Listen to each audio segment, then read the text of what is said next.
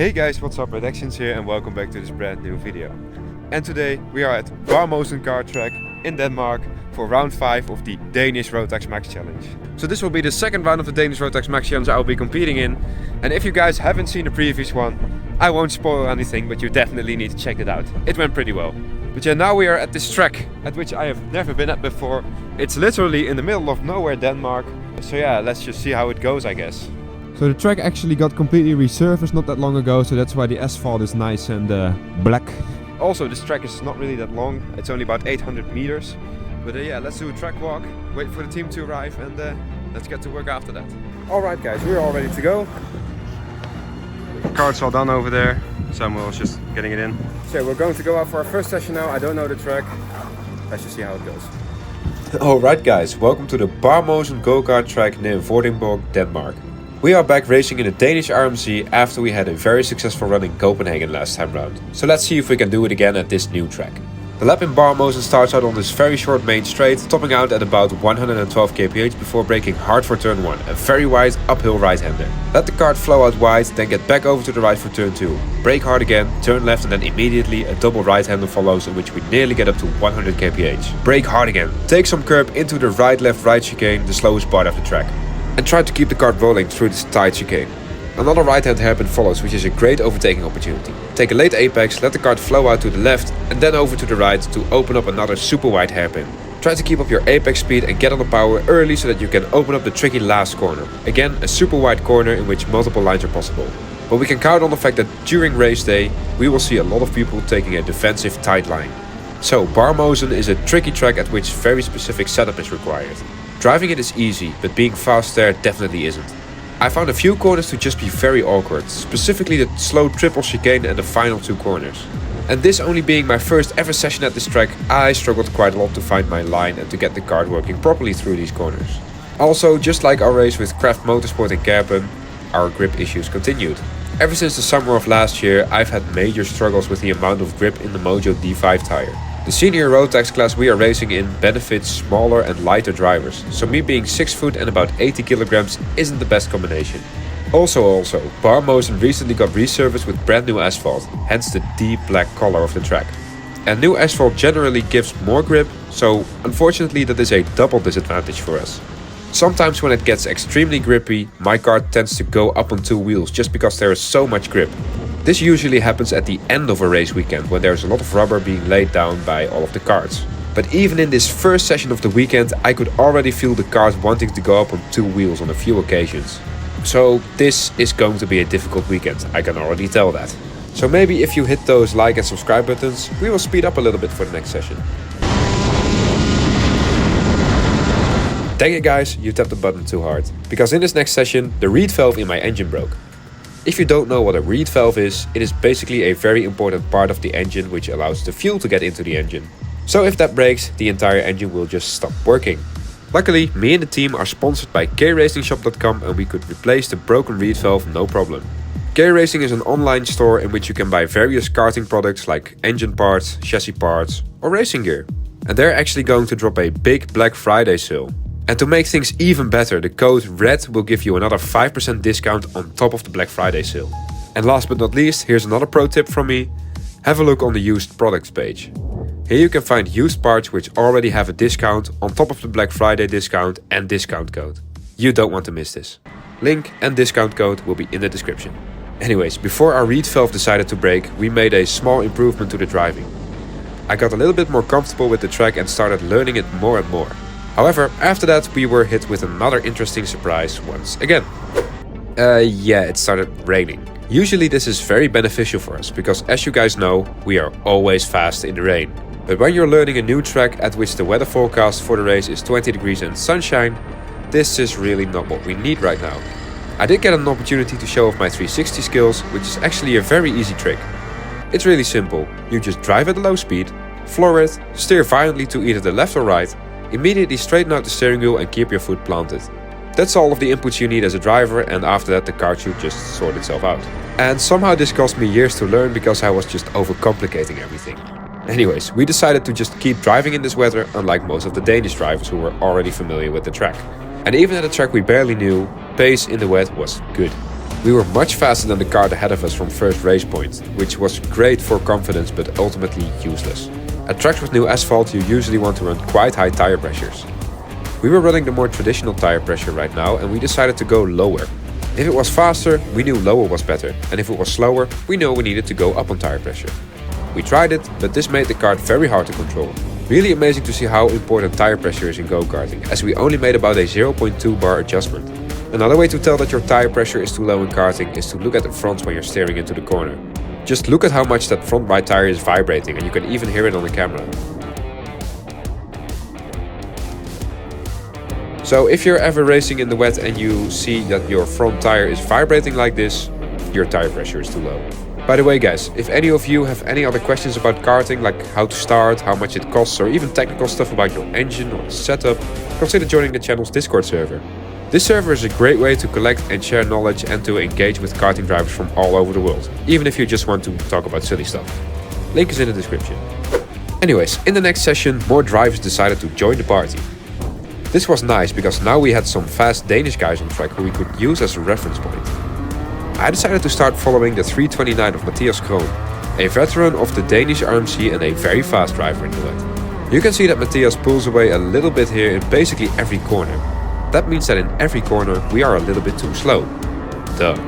I think this is mainly down to the fact that we still gambled on low tire pressure, and I also noticed that Matthias's acceleration out of the corners is much better, which indicates that our sprocket setup is wrong and we need to set up the kart more for acceleration.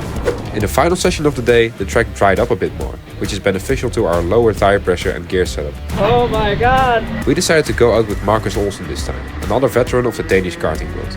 And this time it went much better. We were now only a few tenths off the pace and still had a lot to improve on at the end of the session. It was pretty much time for slicks. Let's ride on board for one more hot lap before we have to clean this thing.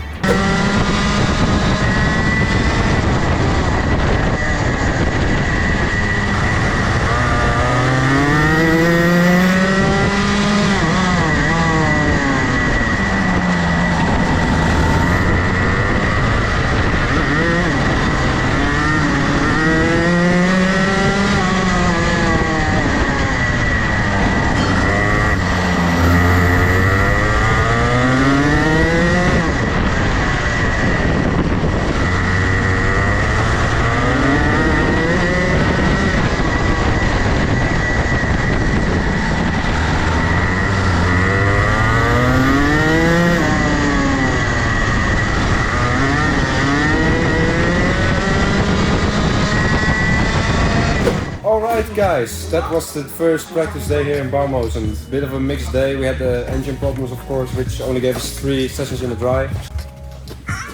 I'm an NPC. And yeah, then we had some more wet sessions. I think that was pretty okay. We were missing like 2 tenths in the full wet. But yeah, after that the track got more dry. We pretty much destroyed the wet tires and this thing is insanely dirty, as you can see. So now me and Samuel are going to clean it. Maybe I'm gonna help. Maybe I'm gonna help. If I'm He's gonna help. Yeah, okay. Yeah. So yeah, let's do it. I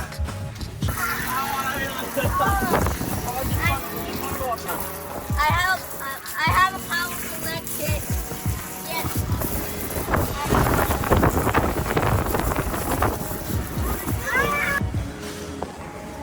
Alright guys, good morning.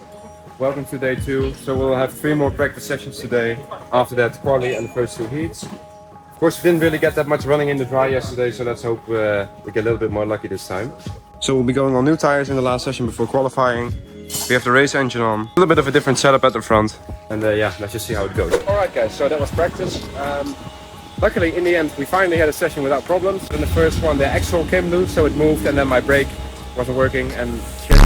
But then in the second one we actually got it working pretty well, and yeah, that was really good. We were about 6 tenths off this time, which seems like a lot, but one thing I didn't tell you yet is that we didn't go on new tires, and most of the fast guys did. So we'll gain about another 3 tenths, and if we gain that, it's really good. So let's just see how it goes. But first we need to change the tires, and Marcus is already doing it. Oh yeah.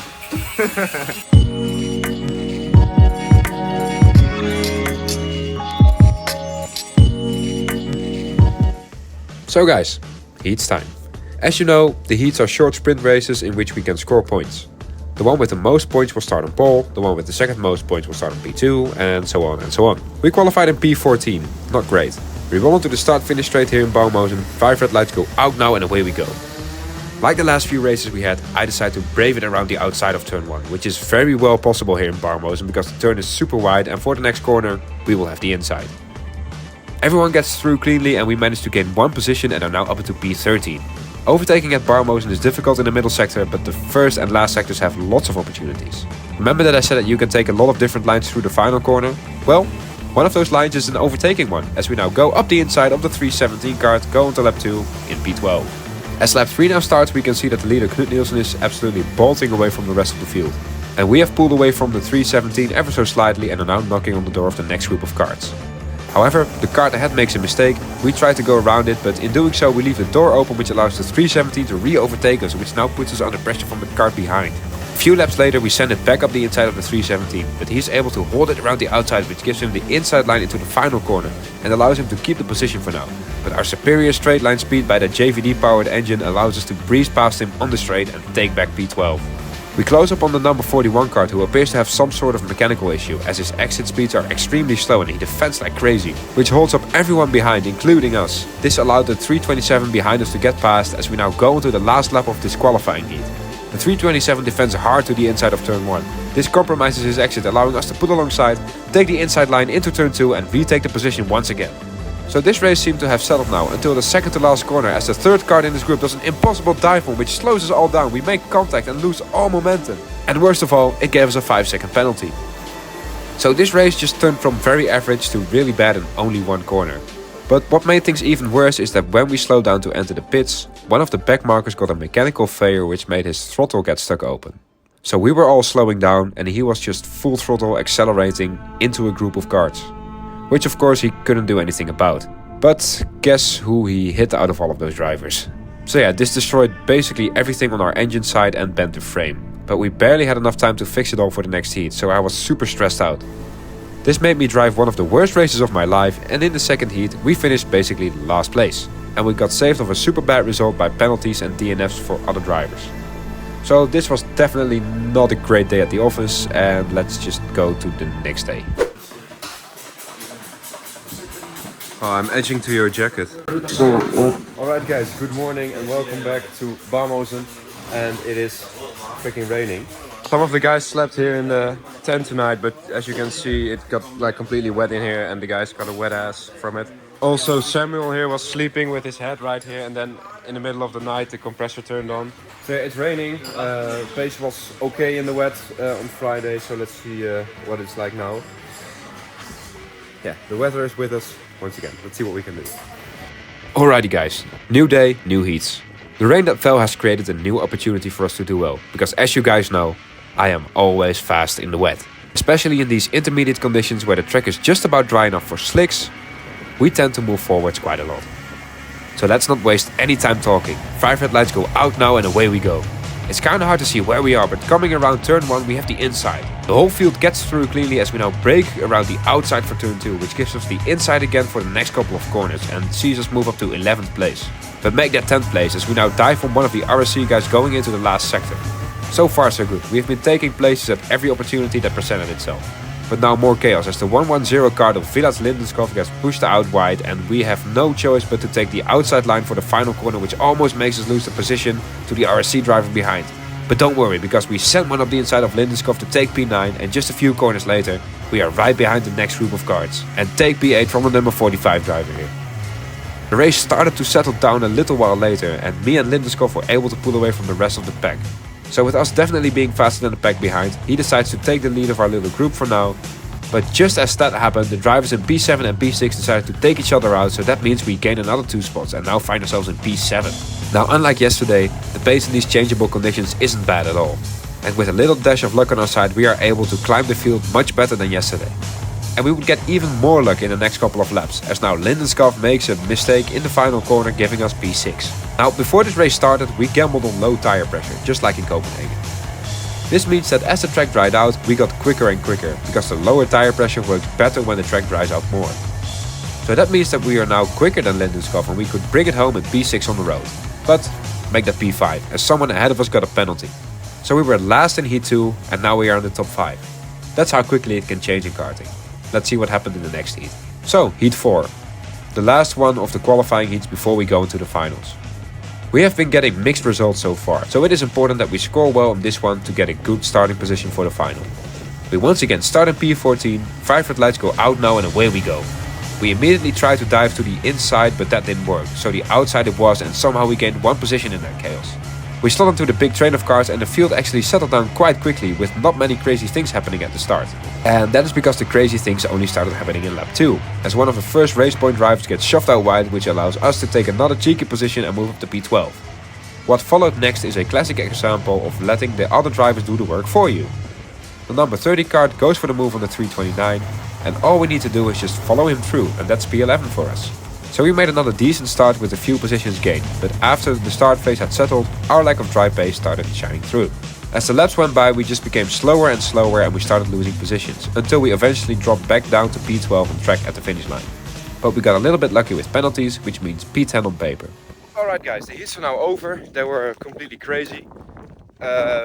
Yeah, the speed in the dry but slippery dry conditions seem to be okay. Unfortunately, in the last heat we messed up the tire pressure a little bit, went a little bit too low. But that does mean that we are now in P11 for the pre-final, so that's a pretty good result, I think. Right, time for the first race that really matters. The pre-final is the first race in which we can gain points for the championship. We are starting in P11 and seeing our lack of dry pace this weekend, I think a top 10 result would be great. So let's get this pre-final going, as the 5 red lights go out now and we are racing. Once again we dive into the super wide turn 1, but this time some of the leaders decided to tangle up with each other and somehow we squeezed through that carnage and take P5. So that is a great start for us, and the first 2 laps it looked like we were more or less able to keep up with the top 4. But I just knew that that wasn't true, as we are definitely not fast enough to stay in P5 and started dropping down the field. First to P6, then to P7, 8, 9 and 10. So we were pretty much back where we started, which is the best position we could achieve with our current pace. But later the pace got even worse and we dropped down to P15, which is also where we finished on track. So that just goes to show that you really can have a great start and still finish all the way in the back of the field in karting. We just really did not have the same pace as we had last time round in the dry in Copenhagen, which sucked. But hey, nothing we can do about it now apart from limiting the damage in the final, in which we are starting in P12 by the way, due to penalties of other drivers. Alright guys, after 3 days here in Barmosen, this race is what it all comes down to. We are starting in P12 for the final in a weekend that so far has been pretty mediocre. We missed some practice sessions which limited our opportunities and pace. So like in the pre-final, I will be satisfied with a top 10 position. Let's get it on the way, shall we? 5 red lights go out now and we are racing for the last time here in Barmosen. We once again decide to risk it around the outside and we gain 1 position which we are able to keep for the duration of the first lap. But a bit later you can immediately see that we are not fast enough to keep up with the top 9 cars, as they have pulled away by a few kart lengths and we now fall victim to the first race point kart behind us and drop back down to our original starting position. I knew I was vulnerable in this race, so I decided that attack was the best defense and we sent it back up the inside, but this makes our exit super trash and we now have to defend going into the penultimate corner. But in doing so we create a huge amount of chaos behind us, with people going 4 wide into the final corner. That was all cool and all, but what it did for us was create a gap behind us and thus giving us some extra breathing room.